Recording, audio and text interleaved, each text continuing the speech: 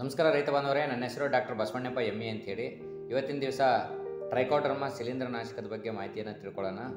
ನಾನು ಈ ಕೃಷಿ ವಿಜ್ಞಾನಗಳ ವಿಶ್ವವಿದ್ಯಾಲಯ ರಾಯಚೂರಿನಲ್ಲಿ ಸಾವಯವ ಕೃಷಿ ಸಂಶೋಧನಾ ಸಂಸ್ಥೆಯಲ್ಲಿ ಪ್ರಾಧ್ಯಾಪಕರಾಗಿ ಮುಖ್ಯಸ್ಥರಾಗಿ ಕೆಲಸವನ್ನು ನಿರ್ವಹಿಸ್ತಾ ಇದ್ದೇನೆ. ರೈತ ಬಾಂಧವರೇ, ಇವತ್ತಿನ ದಿವಸ ಈ ಒಂದು ಟ್ರೈಕೋಡರ್ಮಾ ಅಂತಕ್ಕಂಥ ಶಿಲೀಂಧ್ರನಾಶಕ ಬೆಳೆಗಳಲ್ಲಿ ಬಹಳ ಪ್ರಮುಖವಾಗಿರ್ತಕ್ಕಂಥದ್ದು. ಏಕೆ ಅಂತಂದರೆ ಈಗಾಗಲೇ ಜಾಸ್ತಿ ಮಳೆ ಬಿದ್ದಿದ್ದರಿಂದ ಈ ಒಂದು ಬೇರುಕೊಳೆ ರೋಗ ಮತ್ತು ಈ ಯಾವುದು ಸೊರಗು ರೋಗ ಮತ್ತು ಇನ್ನೂ ಅನೇಕ ರೋಗಗಳು ಬರ್ತಿರ್ತವೆ. ಇವುಗಳನ್ನು ಬೀಜೋಪಚಾರವನ್ನಾಗಿ ಮಾಡಿ ಬಿತ್ತಕ್ಕಂಥ ಬೆಳೆಗಳಿಗೆ ಮಾಡ್ಬೋದು. 1 kg ಬೀಜಕ್ಕೆ 5 ರಿಂದ 10 ಗ್ರಾಮ್ನಷ್ಟು ನಾವು ಬೀಜೋಪಚಾರವನ್ನು ಮಾಡ್ಬೋದು.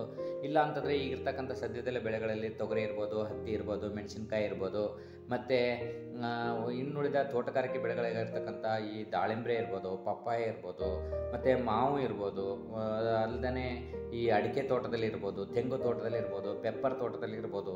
ಇರ್ತಕ್ಕಂಥ ಬೆಳೆಗಳಲ್ಲಿ ಇದನ್ನು ಕೂಡ ನಾವು ಗಿಡಗಳ ಸುತ್ತಲೂ ಕೂಡ 1 ಲೀಟರ್ ನೀರಿಗೆ 5 ರಿಂದ 10 ಗ್ರಾಮ್ನಷ್ಟು ಹಾಕ್ಕೊಂಡು ನಾವು ಗಿಡದ ಸುತ್ತಲೂ ಬಿಟ್ಟರೂ ಕೂಡ ಈ ರೋಗವನ್ನು ನಾವು ಹತೋಟಿ ಮಾಡ್ಬೋದು. ದಯವಿಟ್ಟು ಇದನ್ನು ರೈತರು ಬಳಸಬೇಕು ಅಂತೇಳಿ ನಿಮ್ಮಲ್ಲಿ ನಾನು ಕೇಳ್ಕೊಳ್ತೀನಿ.